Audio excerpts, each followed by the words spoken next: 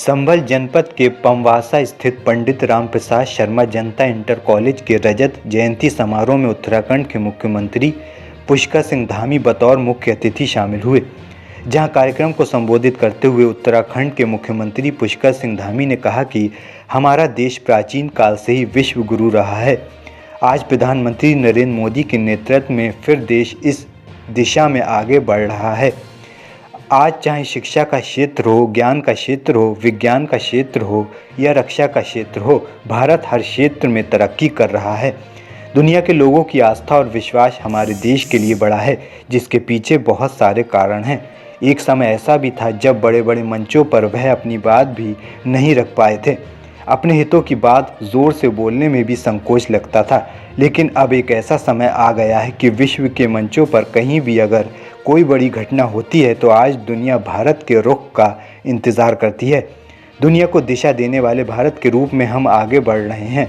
पुष्कर सिंह धामी ने कहा कि प्रधानमंत्री नरेंद्र मोदी के कुशल नेतृत्व में देश को नई शिक्षा नीति प्राप्त हुई है। उत्तराखंड में नई शिक्षा नीति को लागू कर दिया गया है।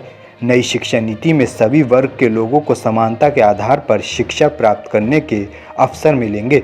नई शिक्षा नीति में एक छात्र छात्राओं के सर्वांगीण विकास की नींव रखी गई है। युवा पीढ़ी को प्रतियोगी परीक्षाओं के लिए अलग से कोचिंग करने की आवश्यकता नहीं पड़ेगी।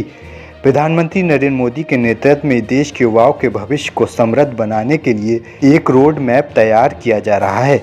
उस रोड मैप के अनुसार उत्तराखंड में युवाओं के सपनों को साकार करने के लिए प्रत्येक स्तर पर हर संभव प्रयास किया जा रहा है। उत्तर प्रदेश और उत्तराखंड में मेडिकल कॉलेज बनाने के साथ ही प्राथमिक और उच्चतर शिक्षा को बेहतर बनाने का काम किया जा रहा है।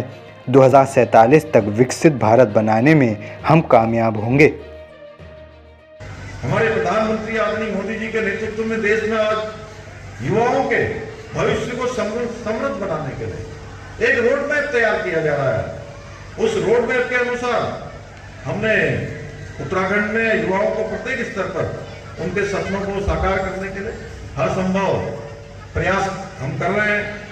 उत्तराखंड और उत्तर प्रदेश यहाँ भी माननीय योगी आदित्यनाथ जी के नेतृत्व में और हमारे उत्तराखंड में डबल इंजन की सरकारों में जहाँ मेडिकल कॉलेज, इंजीनियरिंग कॉलेज बढ़ाए जा रहे हैं, वहीं प्राथमिक और माध्यमिक शिक्षा के लिए पूर्ण रूप से ध्यान दिया जा रहा है।